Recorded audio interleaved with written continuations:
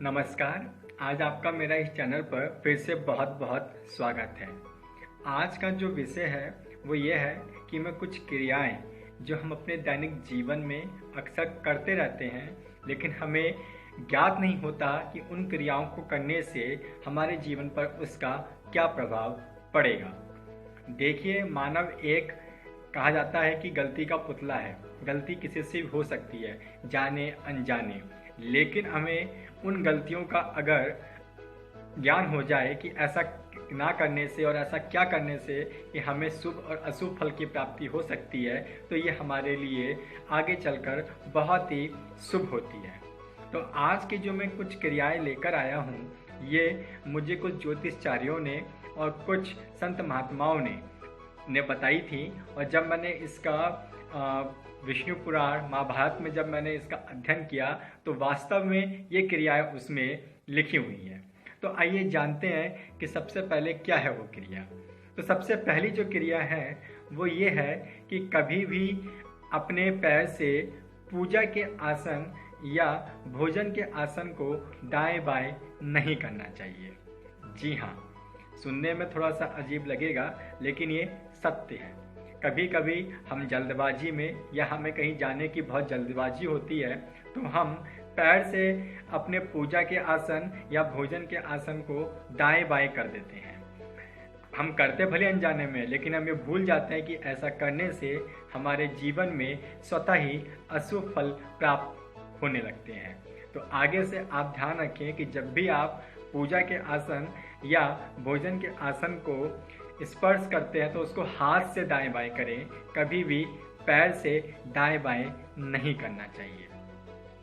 दूसरी जो क्रिया होती है वो ये है कि नहाने के बाद या नहाने के समय या जब आप कहीं बाहर से आते हैं तो अपने पैरों को कभी भी पैर के ऊपर पैर रखकर नहीं मसलना चाहिए। जी हाँ, ये क्रिया देखने में अगर देखा जाए तो बहुत छोटी सी है और अक्सर हम लोग करते हैं इसको। जब भी हम अपने पैर धोते हैं तो हम एक पैर के ऊपर दूसरे पैर को रखकर मसल कर पैर को धोते हैं, लेकिन विष्णु संहिता में या हम कह सकते हैं कि विष्णु स्मृति में ऐसा लिखा गया है कि हमें ऐसा नहीं करना चाहिए। क्यों?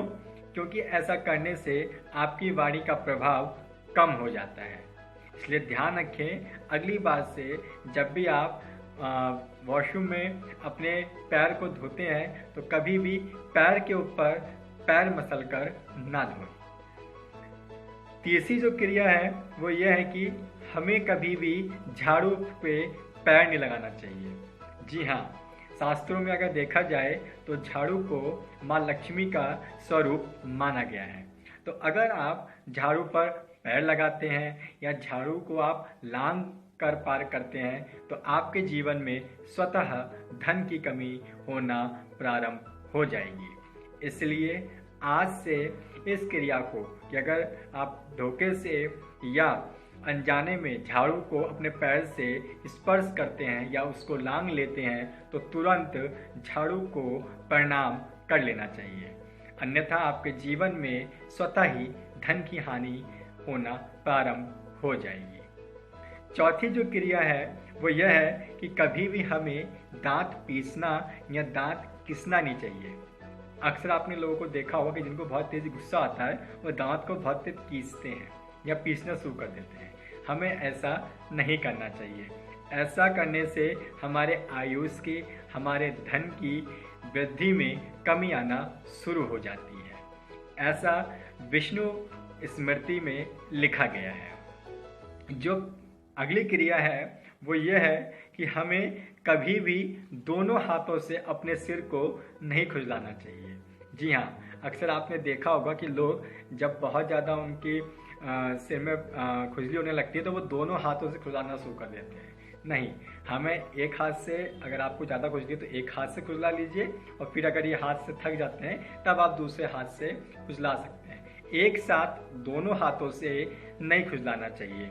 ऐसा करने से आपके जीवन में धीरे धीरे आप आयु में वृद्धि होना कम हो जाएगी। शास्त्रों में इसको अशुभ संकेत भी माना गया है। अगली जो क्रिया है वो यह है कि हमें कभी भी दांतों से नाखून को नहीं काटना चाहिए।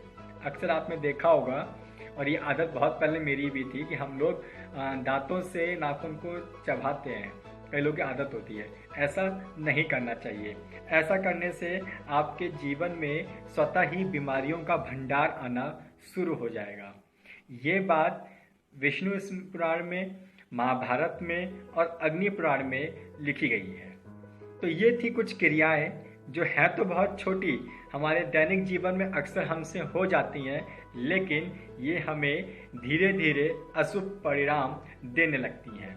तो आज इन 5 या 6 क्रियाएं जो भी मैंने आपको बताई हैं, इसका अपने दैनिक जीवन में विशेषता ध्यान रखें और आगे कभी भी इन क्रियाओं को भूल कर भी ना करें।